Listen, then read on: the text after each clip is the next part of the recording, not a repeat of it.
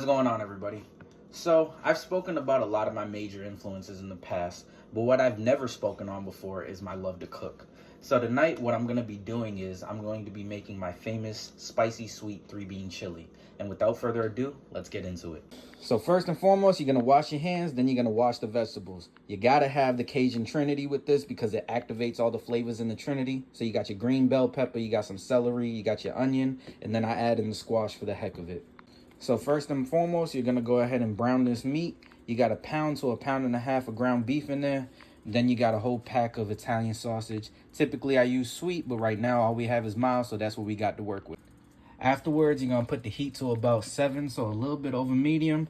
Then you're going to add this olive oil. Then we're going to throw our beef in there. Make sure you take the time, break up that meat nice and evenly. You want it nice and evenly, but leave it a little chunky because, you know, you want the Italian sausage to be a little chunky. Go ahead and do that until the meat is completely brown. Once your meat is nice and brown, you're going to go ahead and dump those vegetables in the pot.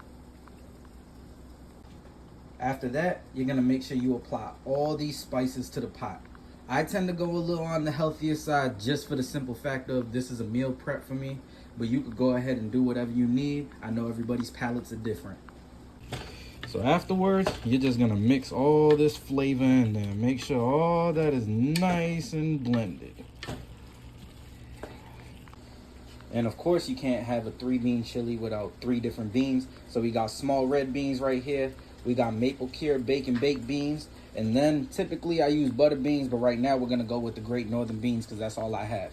And then, of course, your crushed tomatoes for your sauce. Now you got everything in the pot. Add a little W sauce just to give it some flavor. Secondly, you're going to add a little brown sugar just to give it a little more sweetness on top of the baked beans because the spicy is really going to kick in once we add this next ingredient. Now, if you don't know about this, you need to know about this. My wife is Jamaican. I'm Puerto Rican. You cannot have a spicy sweet chili without this hot pepper sauce. And this is exactly why I say you got to use your own taste palettes. I had to go ahead and test it just to make sure the flavors were right, and I needed a little more. After you throw them seasonings on top, you go ahead and hit some cheddar cheese on top. You ain't got to put too much, just enough to make it a little cheesy. Afterwards, you're going to go ahead and lower that heat down to medium, and you're going to let it cook, like I said, 2 to 4 hours. And the best part is, look, this is the extent of my mess. That's it. You ain't even got to worry about anything with the cleanup.